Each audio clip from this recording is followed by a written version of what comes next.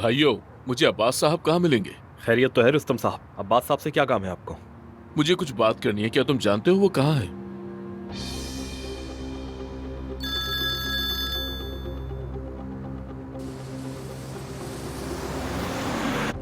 सरकार, क्या दादी घर पर है? मुझे उनसे बात करनी है। अजमत साहिबा घर से बाहर गई हैं। सरकार, क्या वो अब्बास से मिलने जा रही हैं? सच सच बताओ, जो कुछ भी तुम जानते हो बताओ। ये तो मुझे नहीं पता। कुछ देर पहले अजमत साहिबा को कब्रिस्तान ले गया था मैं। कहा कि तुम जाओ, मैं तुम्हें फिर कॉल कर लूंगी। ठीक है सरकार, फोन रखो। अब्बास, तुम दादी की मदद की तवक्को रखते हो, मगर इस बार ऐसा नहीं होगा। तुम नहीं बचोगे।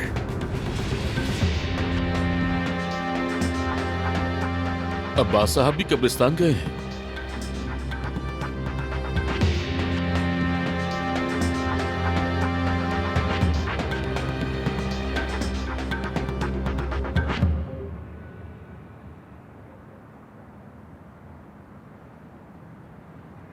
आदिल दमीर खान,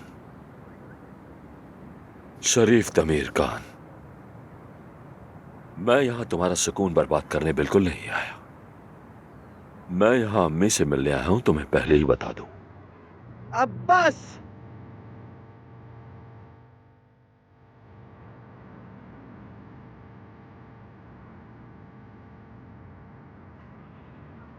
अम्मी, मैं यहां ज्यादा इंतजार नहीं कर सकता। आपने क्या किया? मेरे लिए कुछ किया?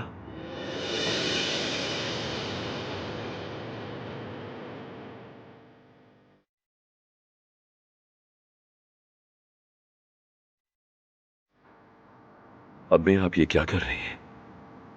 तुम्हें जन्म देना मेरे तीनों बेटों में सबसे ज्यादा मुश्किल था अब्बास। मैं महीनों तक बिस्तर पर रही। मुझे कहा गया था कि अगर मैं बच्चे को जन्म दूंगी तो मर जाऊंगी। मुझसे कहा गया कि बच्चे को चुनो या अपनी जान को। मैंने तुम्हें चुना अब्बास, मैंने तुम्हें चुना।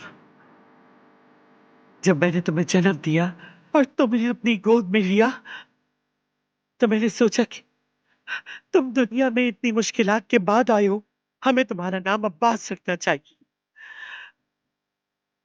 मैंने सोचा अब्बास मेरे मजबूत बेटे का एक मुनासिब नाम होगा मेरे सख्त मिजाज गुस्से वाले बेटे के लिए। काश मैंने तुम्हें जन्म ना दिया होता।